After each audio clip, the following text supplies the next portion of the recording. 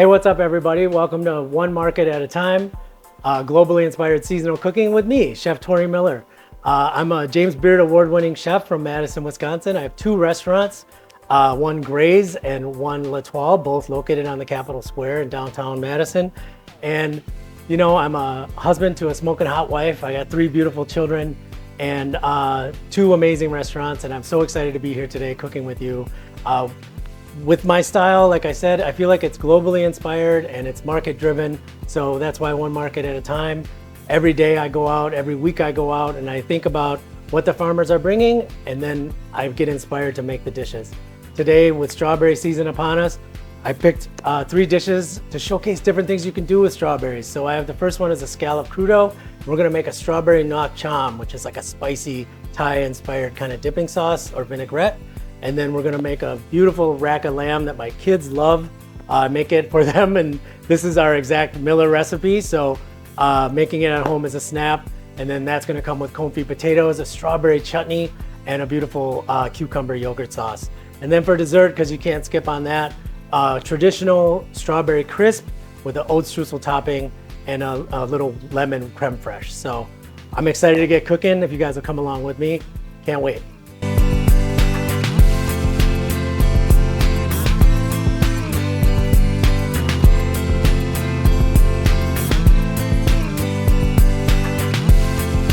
Hey, what's up everybody? Welcome to One Market at a Time. This is globally inspired seasonal cooking with me, Chef Tory Miller.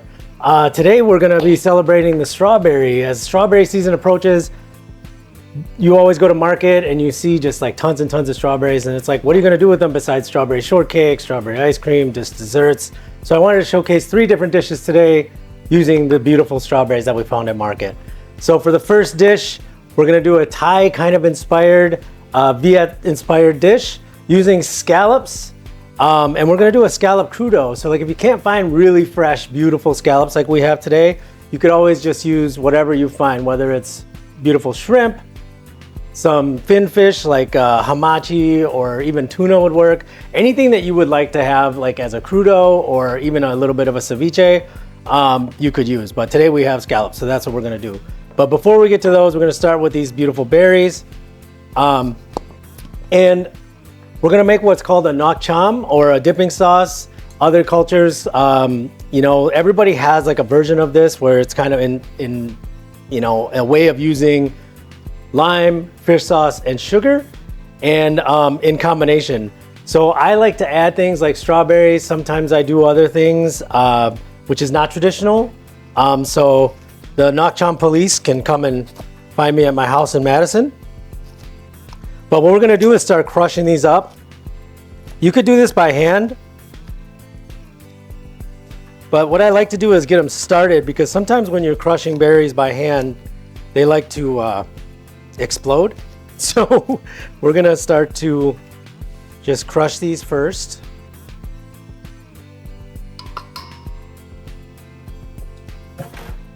And then I'm gonna get in with my hand, and it'll be a lot easier, kind of make it a little bit more of a sauce. And this is going to double as both a marinade and the vinaigrette essentially for the whole dish. And this is like an easy one that you could do ahead of time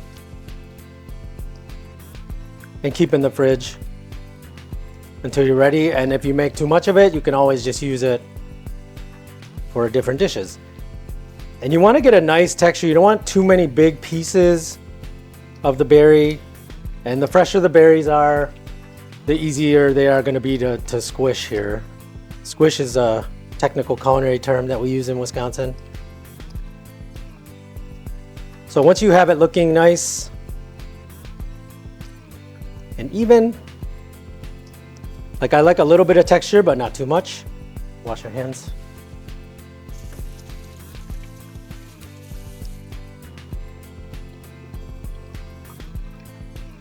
Okay, so we have that.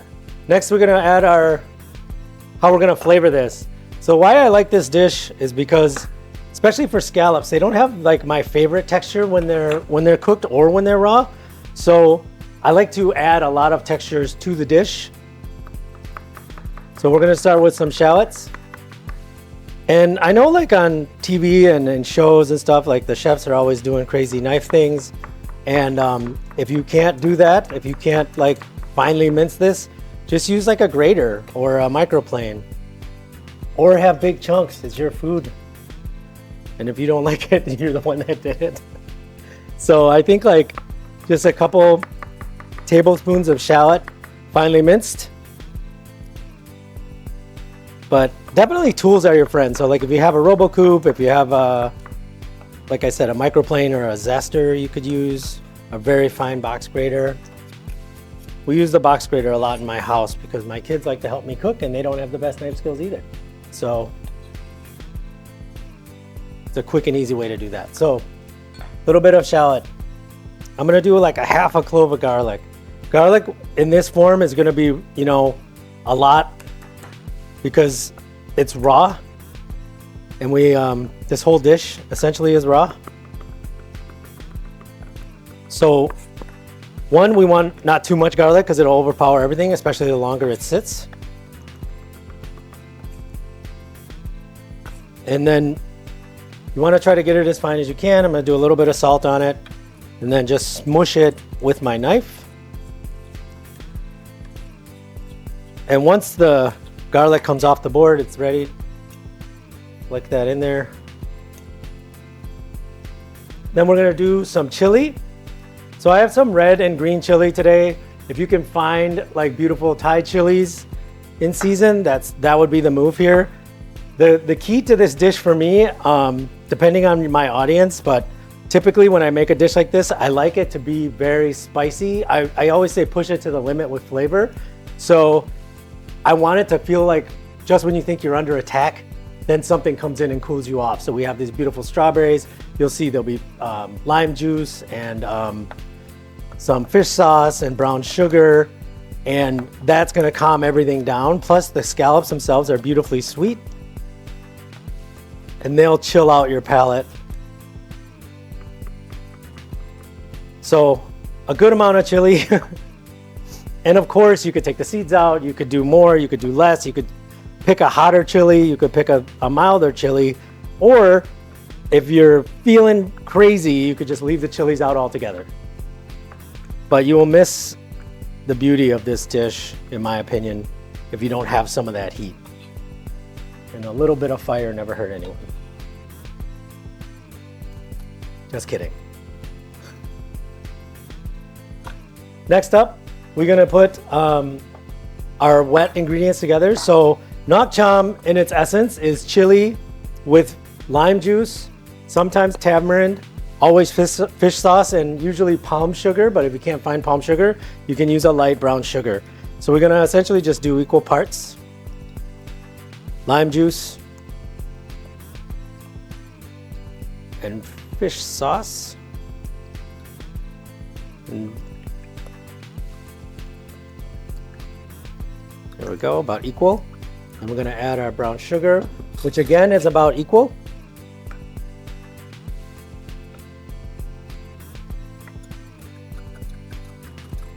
To balance all that out. Fish sauce. I'm using a red boat fish sauce today, or it's what's called a first pressing, just like extra virgin olive oil. It's an extra virgin fish sauce. If you can't find red boat, you can use pretty much any fish sauce that you like. And if you really dislike fish sauce, I don't really know what I would be able to sub for that, because everything else, like you need that kind of funky saltiness and that like soy sauce doesn't give. So if you need to omit it, I think that you can. And then just use less lime and less sugar and maybe a little bit of tamari or something like that. That flavor is so distinct. Sweet, sour, salty, and a little bit of fishy, which I love. And we're gonna mix that up. And this you essentially could leave in the fridge and is ready. Now we're gonna start our garnish. So one of the garnishes is gonna be a rice paper wrap. This one is something that I really love for the texture. I think it also looks very beautiful. These are just your standard store-bought, you know, like dried rice papers. In this pan, I have some neutral oil, like a grapeseed or a canola oil, and because it gets very hot. So like you can't do this with like an olive oil or a super refined oil or anything like that because the smoke point isn't gonna get hot enough. This is about 400 degrees. And this is gonna happen fairly quickly. So you drop it in, and then you'll see it puffs up.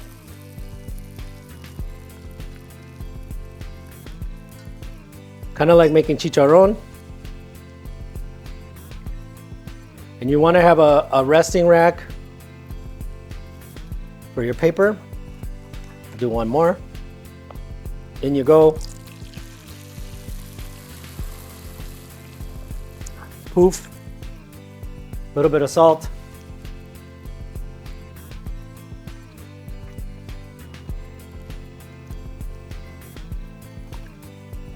Don't touch it, right out of the fryer.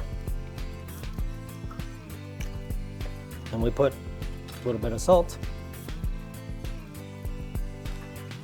We'll let those cool. And while those are cooling, we're gonna finish our vegetable garnish. So we're gonna start with some carrots. This is another technique that I use for like, if my carrot is thin and I wanna make like a julienne slice, I cut it on a bias, as thin as I can. And again, like if you're like, I'm not spending time to do knife skills challenges to make dinner, get a box grater on the big hole and just grate it. It's fine.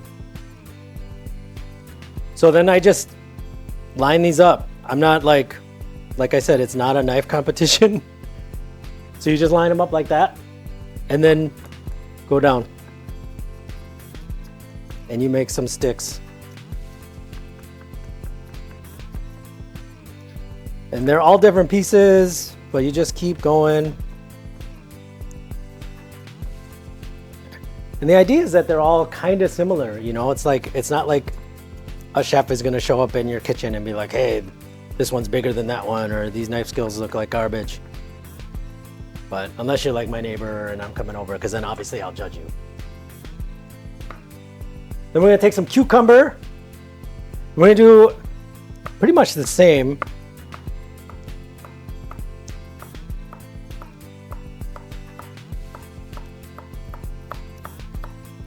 Some nice pieces, line them up, coming down.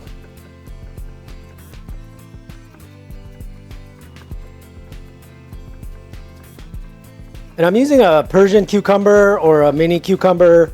Any kind of seedless cucumber would work in this, you know, so like if you have an English cucumber, you could do that. You just don't want like a OG, like super like seedy and very tough skinned cucumber because it just won't be delicious. If you do have that, then I would peel it and remove the skins. We also happen to have some sugar snap peas, and I'm just gonna leave them raw, and I'm gonna kind of cut those at a bias because I want like again like that crunchy texture that they're gonna have.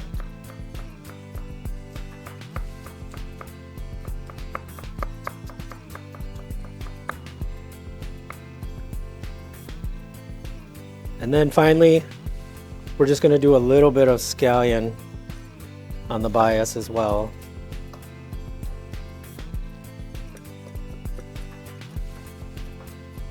So like scallions, spring onions, all those things that are out at farmers markets these days, just grab some of those and you won't be sad about it. So I have all my veg. Now I'm just gonna get my plate. And what we're gonna do is we're gonna essentially slice these. And all the time when you hear chefs, they're like, oh, they slice them super thin, like for, you know, raw fish preparations. It's still not like, you don't need to be able to see through it, you know? Like you just want it to be nice and thin so that it's even and that it plays well with the dish, with the rest of the dish. So I'm gonna essentially cut these into thirds. And I'm gonna just lay these right onto my plate that I'm serving them on. And again, if you're like, oh man, I really just want them more thin, I like them more thick, whatever, you can pound them out a little bit, flatten them down. But essentially with these ones, these are called a U10 sea scallop. So U10 means that there's 10 in a pound, essentially. And so they're really nice and big. If you can't find those and you find smaller ones, then essentially, if they're really small, like a bay scallop, you probably don't even have to cut them. You can just lay them into this dish and serve it in a bowl, make it more of a ceviche style. But for this presentation, this is what I want to do. So essentially, I'm going to cover the bottom of my service plate. So like if you're going to do a bunch of these, you could do like a huge platter. But for this, I'm just going to do one serving. And I'm going to put a little bit of Maldon sea salt, keeping in mind that your nak cham is going to be pretty spicy. And then I'm going to do a little black pepper. And we're going to start layering our vegetables. So I'm going to start with some carrot. And again, you could do this however you want. You could make this like a huge salad, but because of like how I want to finish it, I just want to be able to see some of that scallop action. And the carrot is going to be the hardest vegetable, so that's going to go down first. And then I'm actually going to start with my nak cham here. So put that on top. And you want chunks and you want the juice. So pick a vessel that has a little bit of a dip in it. You don't have to necessarily use a bowl, but a nice platter so that you can hold all that juice in there.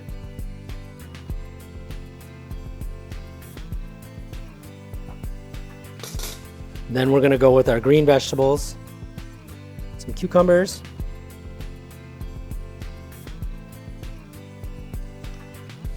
some of the peas,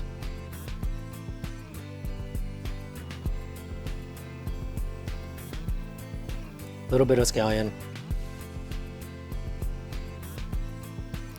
Then we're gonna go with some of our rice paper. So all we're gonna do is just gonna shatter this guy into some nice pieces. So if you can't find these and you don't wanna make, your own rice papers, you can just use some tortillas maybe, or you could get just puffed rice and put that on there. And then lastly, I have a bunch of herbs, and this is like, again, like when it comes to texture and flavor, you really want to be showcasing the dish, but it's also like the style of where this comes from. So like in Thai and Viet cooking, there's always just like a ton of fresh herbs. So this is cilantro. I'm gonna do a little bit of Thai basil. Just tear that, throw it on there. So the cilantro is key. If you're gonna do only one herb, just do cilantro. But then we're gonna have some mint. Some nice pieces. A little bit of dill.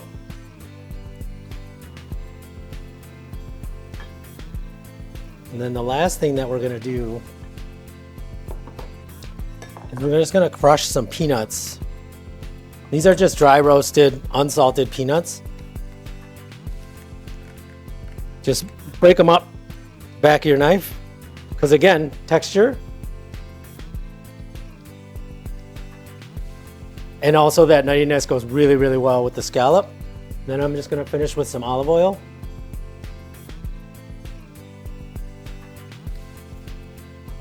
And this is our first course dish featuring strawberries that are in season from our market that we have with raw scallops in a Thai style salad.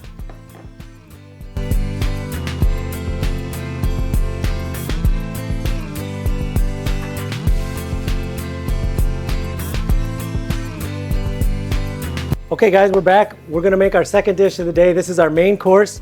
We're gonna do one of my family's favorite dishes, which is rack of lamb, which I know, my kids, they're gonna bankrupt me with how much they eat and all of the things that they love. But because I love them, I love to make them what they like. So they happen to love this rack of lamb. It's also super easy. I can make it very easily at home. And if you have a grill or if you have a smoker, that's an ideal way to make rack of lamb. But if you just have a pan and an oven like we have today, it works perfect. So first thing we're gonna do, we start off with a rack of lamb. This has been cleaned, the bones are clean. That's a personal preference. Like I don't like to have all of the fat and gristle on there. I like to have them cleaned up like that. So what we're gonna do is we're gonna do a honey and rosemary garlic glazed lamb with a ton of spices. So this part is kind of all the way up to you.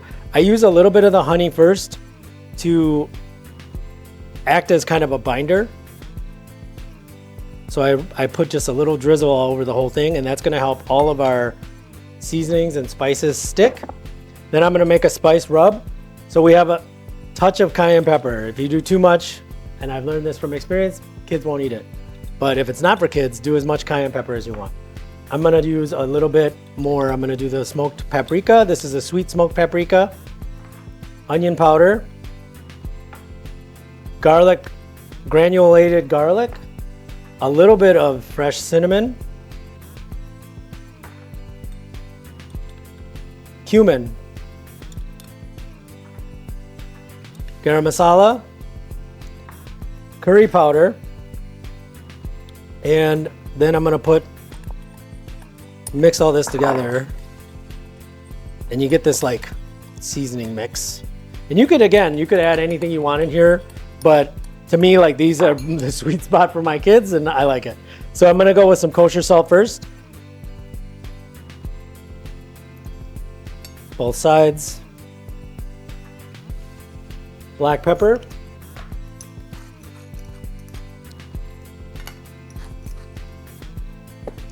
Then I'm gonna liberally put my seasoning.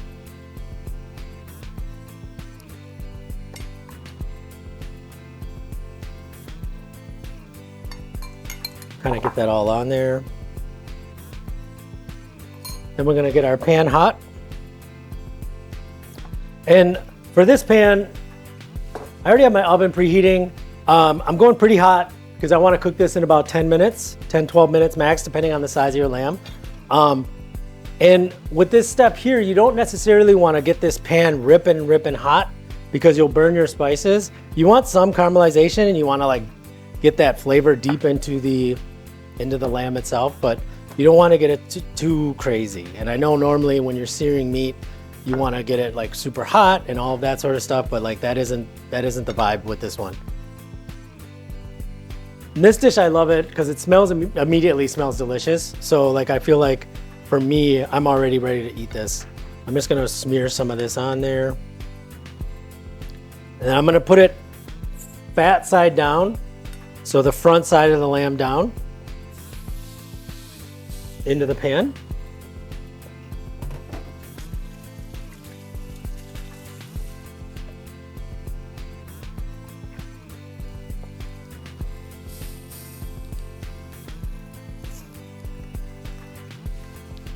Yum. Then I have some rosemary and a few garlic cloves. I'm just gonna split the garlic cloves, and then I'm gonna take a Wisconsin appropriate amount of butter, which is one of these, put it in there, and I know a lot of times people are like, oh, like, why don't you finish? A lot of times you see people basting and doing the finish. I actually want a lot of this garlic and rosemary flavor on my lamb right away and throughout the roasting process, and you're not gonna eat it anyway. So like by the time it's done cooking, it really is gonna have done its job. And you see already how beautiful that is. And while this roasts, all that butter is gonna melt. It's gonna mix with the garlic and the rosemary. It's gonna be awesome. So I'm gonna throw this in the oven, and then when we come back, I'm gonna make 2 different sauces to go with this lamb. Okay, so now that the lamb is in the oven, I'm gonna continue on with a couple sauces that are classic dishes that go with lamb.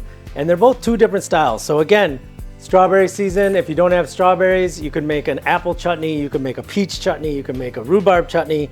The possibilities are really endless with that. So what we're gonna start with is our chutney. So chutney is kind of like a sweet and tangy relish that we're gonna start with a little bit of onion. And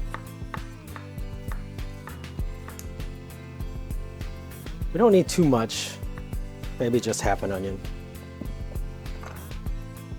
And then I'm gonna add some olive oil into a pan and get my onion going. Because you wanna soften the onion. And while that's going, use a little salt and a little black pepper.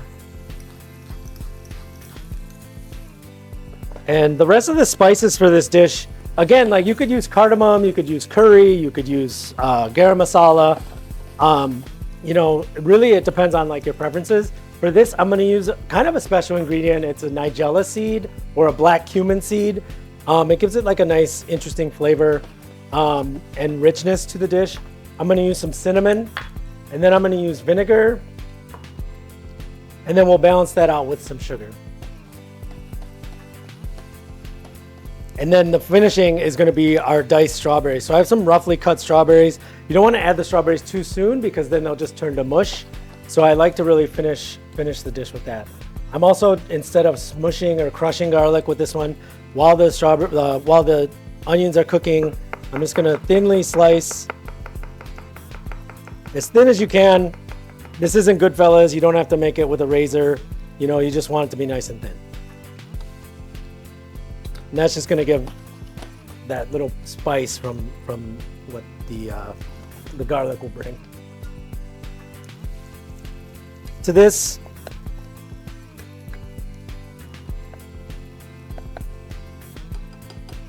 I'm gonna add my spices first, kind of wake them up. So a little bit of cinnamon.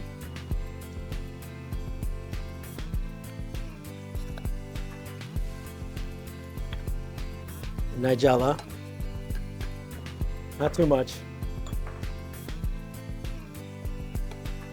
Then we're gonna lower the heat and we're gonna let that cook. And that's gonna take a couple minutes to soften these. And then when we come back, we'll finish the dish with the strawberries. Okay, so now that these have sauteed for a couple minutes and the spices are nice and woken up, we're gonna add a little bit of red wine vinegar.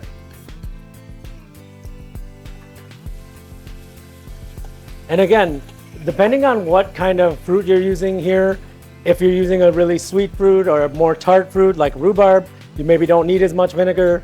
So it's really based on what you're doing. These strawberries are really nice and bright, so we don't need too much vinegar to go in there. And then I'm gonna add almost half the amount of the vinegar and sugar to kind of balance that out.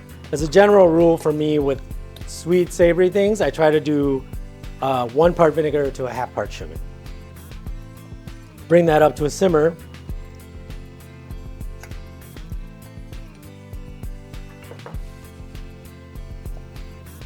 And then once you have a nice rolling boil on that, we're gonna add our berries. And again, you wanna cook the berries for a couple minutes, but like pretty much just to soften them. I'm not a huge fan of, like either they have to be baked into a dish or like I like a little bit of texture.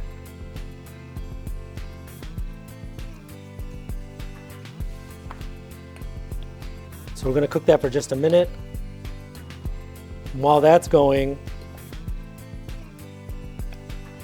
we're gonna start our cucumber sauce. And this is a pretty classic cucumber yogurt sauce.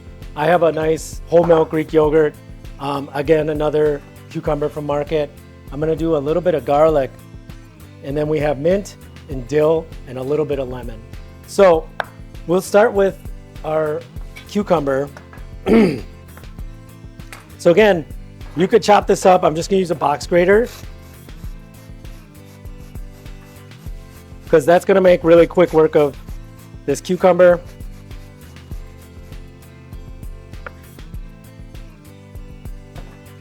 And then what you wanna do, if you can drain it. I'm just gonna squeeze it out in this kitchen towel.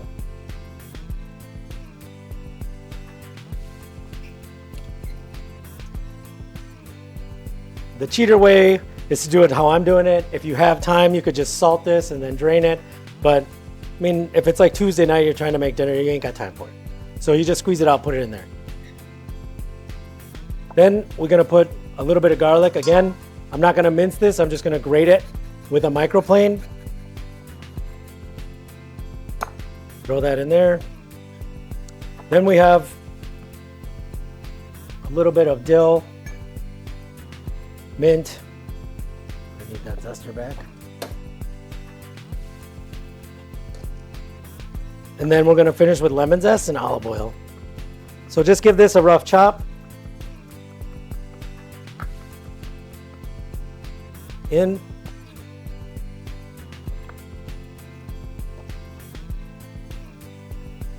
I'm gonna do some lemon. Just the zest. Because you're gonna get a lot of acidity from the yogurt naturally, and then also from the chutney, which is looking great.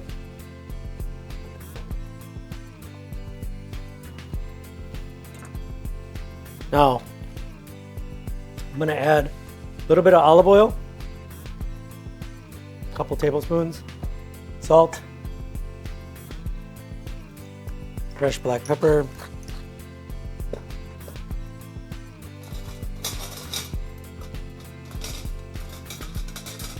one spoon. Just give it a mix.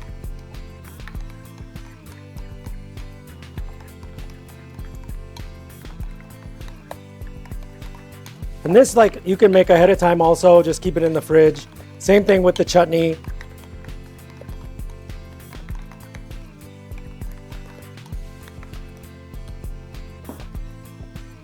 And this chutney is looking really great. Just gonna let those break down just a little bit more. And while we're waiting for that to happen, I'm gonna go check the lamb and see how that's doing in the oven. And then we're gonna start our potato confit, which is gonna be the final element of this dish. Okay, so we're back. We have our lamb out of the oven. We're shooting for about 130 degrees to be a nice medium rare. And we're gonna let that rest. But before we do, we wanna add just a little bit more honey straight into our pan, fresh out of the oven. And then I'm just gonna let that honey kind of melt in there. And you have all these lamb juices from the roasting process with the garlic and the rosemary and all of that beautiful butter. And that's just gonna mix. And we're gonna let it rest so that that meat is nice and rested and medium rare and not running all over your plate. Our chutney is done. Now we're gonna talk side dish. So I made a potato confit out of some fingerlings that we found. And this time of year, you're gonna find baby potatoes that are really beautiful, nice soft skin. You don't have to peel them, you just wash them. These ones I split in half and I just cook them in butter. So confit just means in fat. You could do it in olive oil or you could just do butter. I threw about a pound of butter in here, which I know it's like, oh my gosh, what are you doing? But you're gonna take it all out and then I'm gonna show you what you can do with it. So what we're gonna do, so I essentially roasted these with a whole head of garlic, rosemary sprigs, and we're just gonna drain them. And these were just cut in half. So you could do this all the way in advance.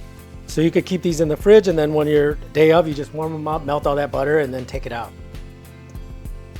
So as you can see, like the garlic cloves, they come popping right out of there. So you wanna just like get the rest of these, let the garlic cloves happen, because all of that is super delicious. Roasted garlic, potatoes, and butter, just really great, especially with lamb. But this would obviously go well with any kind of meat or fish that you want to serve potatoes with. Which I mean, growing up in Wisconsin, you know, we definitely are meat and potatoes. That's the name of the game. So you could drain this butter and strain it nice, and then you have essentially like a clarified butter. So you don't want any of the bottom stuff, but you could use that again if you make anything with ghee or with that you want to fry with butter. Frying fish, for example, is really delicious with clarified butter. So how I'm going to finish these, just with some fresh chives. Mix that through. And again, like if you don't want to have like a nice whole clove of garlic in there, you could obviously just mash those garlic cloves, or you could leave the garlic out altogether, and then just get a bunch of bread and smear it all over it, because that's what I would do. Really, really yummy. So how we're gonna finish is we're gonna take our lamb rack, and again, when you have a whole rack of lamb, you have to let it rest, and you want to have, this is why I like clean these bones really nicely. The presentation is going to be really beautiful, but also when you cook it whole like this, it's going to be very, very tender and not dry at all. So like when you, if you get lamb chops and you sear them on both sides, they have a tendency to tighten up, and it makes for a tougher kind of dining experience. For me, I like to cut these into little lollipops. So what we're gonna do is we're just gonna go down in between the bones.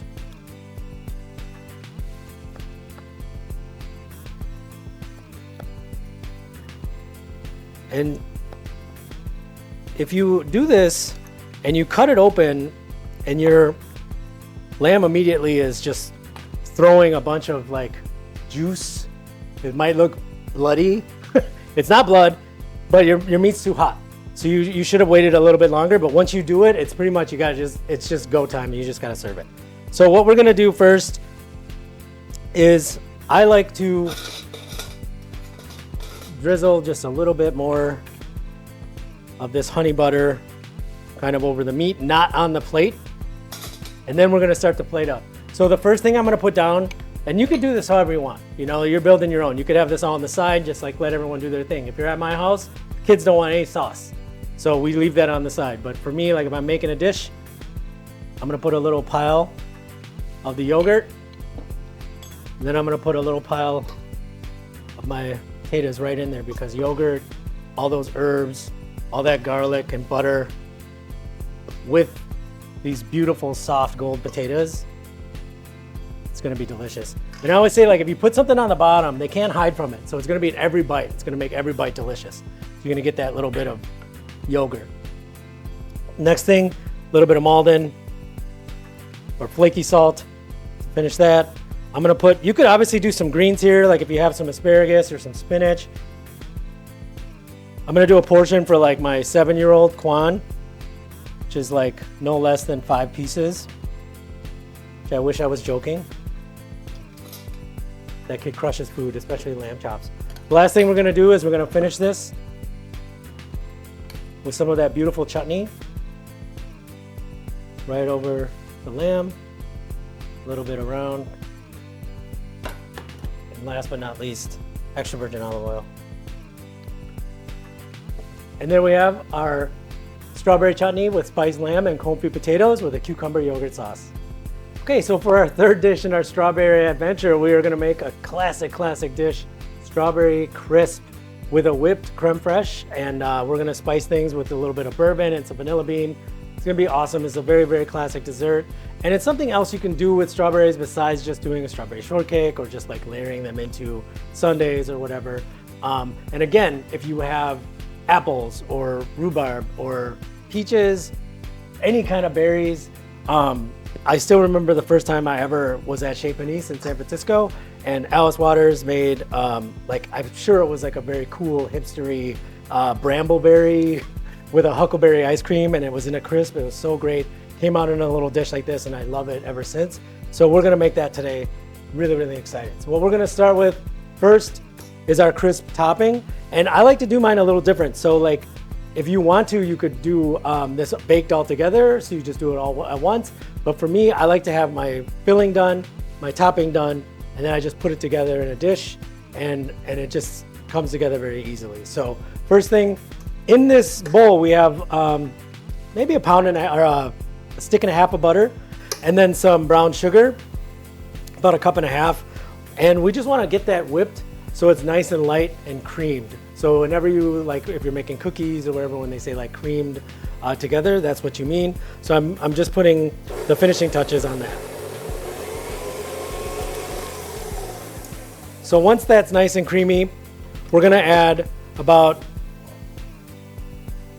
a cup and a half or so of all-purpose flour. Make sure you measure when you're baking. Don't just be throwing it in. Then I got about a cup and a third of some whole rolled oats. I'm gonna put in a pinch of sea salt. I'm gonna do a little bit of lemon zest.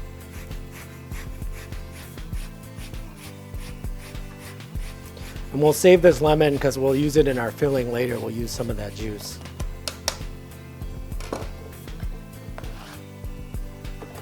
Lemon zest. I'm gonna put a pinch of cinnamon.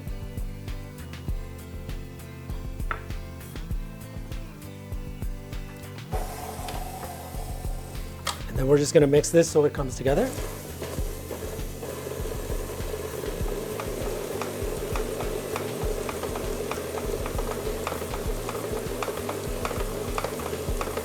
And it comes together really quickly. You don't need to like overdo it. So then I have my baking pan. And I'm gonna just turn this out. I have an oven preheating to 350.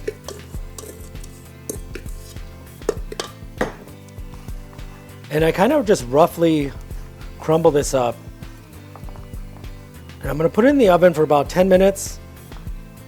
And you'll see like it'll kind of break down, and then when halfway through, we'll kind of mix it up and get it nice and crispy. So I'm gonna throw this in the oven, and when I come back, we're gonna make our filling for this out of the strawberries with some bourbon. Okay, so we have our crisp topping out of the oven, and this is like a pretty traditional oat streusel type of topping. So all I did 10 minutes in the oven, and then halfway through, I just kind of got my little bench scraper and broke it up. And then you're gonna let this cool. And again, if you wanted to, you could just put all of the filling raw, the topping right on top, and bake the whole thing. But for me, I like to put this together kind of last minute, because texturally, I really like the crispiness and the crunchiness of the topping. And also sometimes it just comes together a lot faster for me when I do it this way. So I'm gonna set this to the side to let that cool. And then we're gonna take a pan, and again, strawberries, just halved. I'm gonna take a little bit of butter. This time like a normal, like a not insane person, I'm gonna put a little bit of butter. Get that going.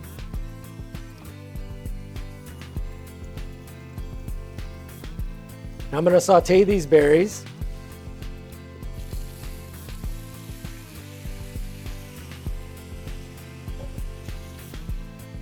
And we'll get those going first. And then I'm gonna add the sugar.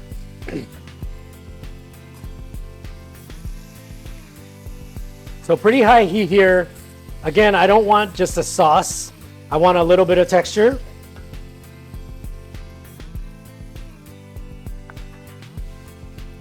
While that's happening, I'm gonna get my vanilla bean. So this is a whole vanilla bean. If you just have extract, you can do that.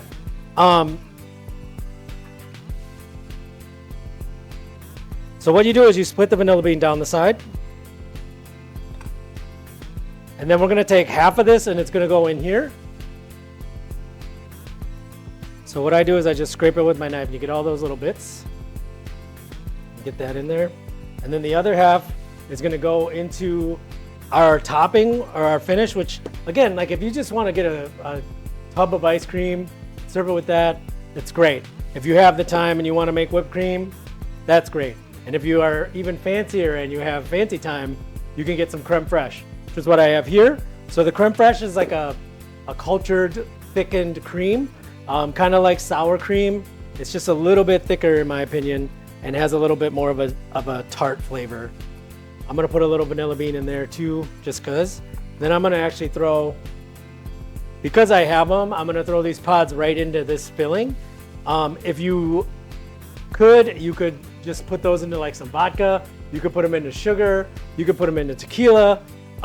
Anything that you want to infuse vanilla flavor with, it's great. My favorite probably is vanilla sugar, but the easiest and thing we probably use the most is the vodka. You know what I mean? In my house. So I'm letting that kind of happen. Once we're starting to like melt a little bit, now I'm gonna add my sugar. Again, how sweet are your berries? How sweet is the fruit you're doing? That's how much sugar you need.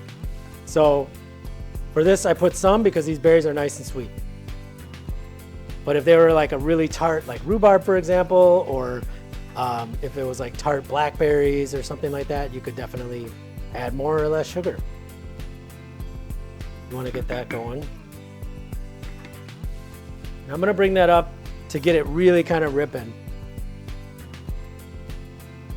Meanwhile, I'm going to make this whipped cream. So I'm going to add about a half a cup of whipped cream, heavy whipping cream, into this. I guess it doesn't become whipped cream until after you whip it.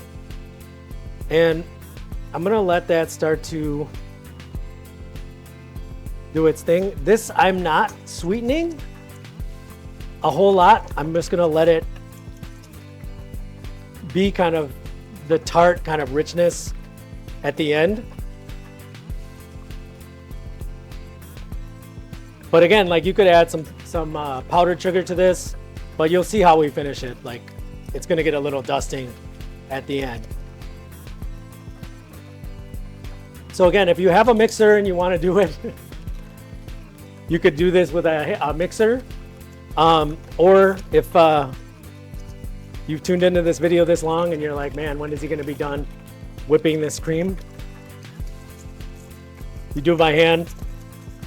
I like to do it by hand, but you know, sometimes we ain't got time for that, but today we're just doing it.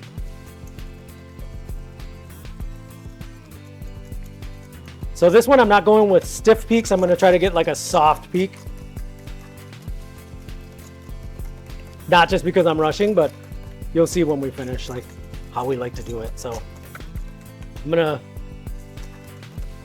let that happen. So once we're here, we're gonna add a little bit of bourbon to this, and you can use any kind of alcohol, or you could use no alcohol. I think bourbon works really well. It goes really well with the flavors of the strawberries. Obviously that would be great with peaches. So again, if you're gonna do this, just be careful.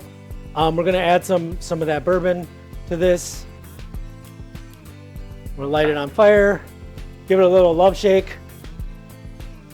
And the idea of this isn't just to look cool on TV, but it burns the alcohol off very fast. So you're left with like the essence and the flavor of the alcohol without evaporating all that liquid.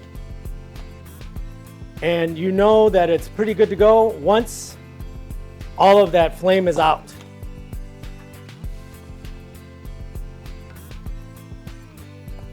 And I can still feel the flame even though you can't see it. And also, you can smell it. But you want to cook that bourbon out as fast as you can. And then to finish this cream, I'm going to add a little bit of lemon zest.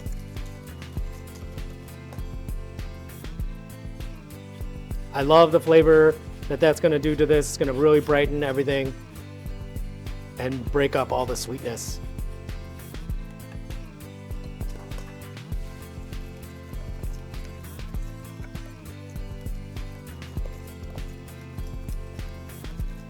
Okay, last thing we're gonna do is we're gonna thicken this with a cornstarch slurry. And this is optional, and again, it depends on what kind of fruit you're using. So like if you're using a fruit with a very high pectin, you're not gonna need to thicken it very much.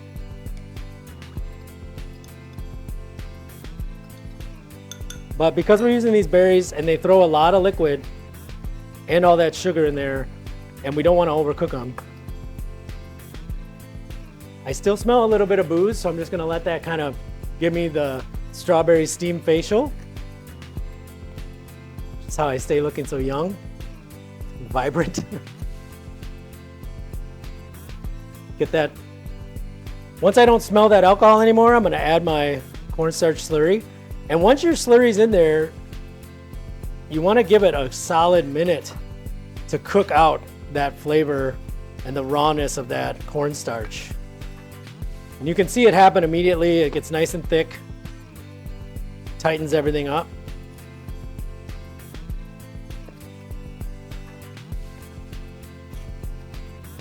And then we're gonna prep our baking dish.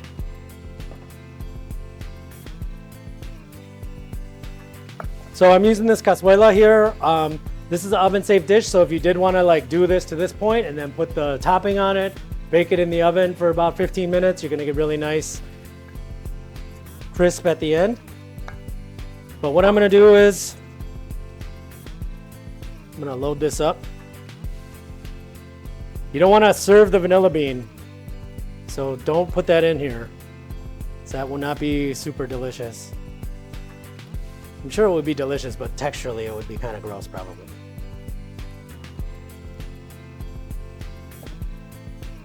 So I like to make it really full of that beautiful fruit that we got, seasonal. And then I also like a ton of this crisp topping, which is cooled nicely, but it's still pretty warm. So I'm gonna put that right on top. And I kind of push it in there so that bottom is gonna start to soak up some of that beautiful strawberry bourbon juice.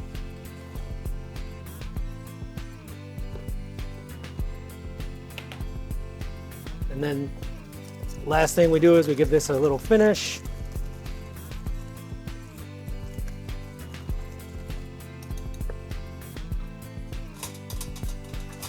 I'm gonna do a nice big old dollop.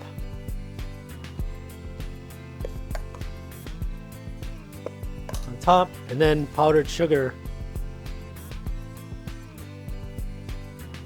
right over, and not a little. I love it. I love it to look like that. This is our strawberry crisp. We have an oat streusel topping, a little bit of lemon crème fraîche, vanilla, and bourbon. Thank you guys so much. Okay, so this has been our adventure in strawberries, one market at a time with me, Chef Tory Miller. It's been a real pleasure to cook all these dishes with you. Again, we have our beautiful scallop crudo with our strawberry knock cham and all those fresh herbs and Thai chilies. We have our beautiful rack of lamb with confit potatoes, cucumber sauce, and strawberry chutney over the top. And then of course our strawberry bourbon crisp with lemon whipped cream and oat streusel topping. Again, this has been a real pleasure. I hope that you enjoyed our adventures today, and you can find me anytime on social media, on Instagram at tmills608, tmills608, or my restaurants, Gray's Madison or L'Etoile Restaurant on Instagram. Come check us out in Madison anytime. And, you know, just remember when you're cooking to just take it one market at a time.